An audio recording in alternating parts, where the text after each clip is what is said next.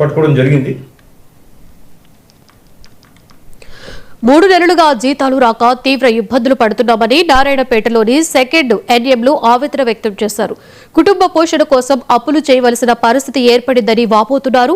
ఇప్పటికైనా ప్రభుత్వం స్పందించి రాష్ట్ర వ్యాప్తంగా పనిచేస్తున్న సెకండ్ ఏఎన్ఎంలను రెగ్యులర్ చేసి పెండింగ్ బకాయిలు విడుదల చేయాలని విజ్ఞప్తి చేస్తున్నారు. జీతాలు లేవు. నేను ఒక్కదాన్ని ఏఎన్ఎంగా ఒక్కదాన్ని వర్క్ చేస్తున్నా. చాలా ఇబ్బందికరంగా ఉంది. ఈ తాండలు అక్కడ తిరుమలాపూర్ దేవునిపల్లి అక్కడ వెళ్ళాలంటే కూడా నాకు ఎటువంటి వసతులు లేవు. ఎట్లా లేదు, కాలినడకనే పోవాల్సి వస్తుంది. కాబట్టి 18 సంవత్సరాల నుంచి మేము పనిచేస్తున్నాం. కాకపోతే మాకు 3 నెలల నుంచి జీతాలు లేవు. తర్వాత రెగ్యులర్ లేదు. 2008లో జాయిన్ అయినాం మేము. ఇంతవరకు మాకు రెగ్యులర్ అనేది లేదు. టీఆర్ఎస్ ప్రభుత్వం గుర్తించలేదు, కాంగ్రెస్ ప్రభుత్వం వచ్చింది, వీళ్ళు గుర్తించలేదు, ఇంకెవరు గుర్తిస్తారో. మాకు జీతాలు లేవు. పిల్లలని ఫీజులు కట్టలేకపోతున్నాం. మాకు రవాణా సౌకర్యం కూడా కరెక్ట్గా లేదు.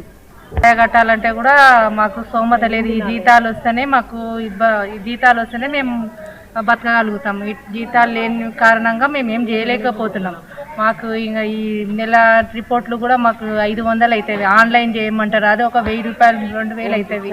అన్ని ఫోన్ రీఛార్జులు అవన్నీ రిజిస్టర్లు కూడా ఇంతవరకు మా గవర్నమెంట్ మాత్రం ఒక్క రిజిస్టర్ చేయలేదు. 36, 32 రిజిస్టర్లు పెట్టమన్నారు, కానీ ఏ ఒక్క రిజిస్టర్ కూడా చేయలేదు. అన్ని మేమే జీతంలోనే తీసుకొని మేమే అన్ని ఖర్చులు మావే. మొత్తం అన్ని 25,000 వచ్చినాయి కాబట్టి దాంట్లో 7-8,000 అన్ని జిరాక్స్లకు ఆన్లైన్లకు అన్ని మొత్తం ఈ దాంట్లోకే అయిపోతున్నాయి. మాకు ఎటువంటి కూడా డబ్బులు కూడా సరిపోవడం లేదు.